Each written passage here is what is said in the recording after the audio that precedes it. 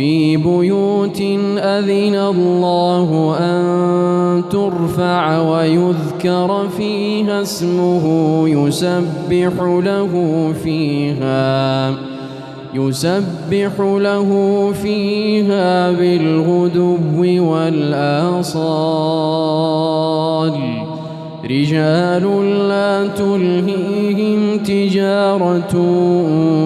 ولا بيع عن ذكر الله وإقام الصلاة وإيتاء الزكاة يخافون يوما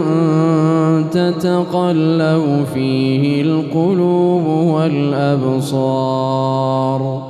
ليجزيهم الله أحسن ما عملوا ويزيدهم من فضله والله يرزق من يشاء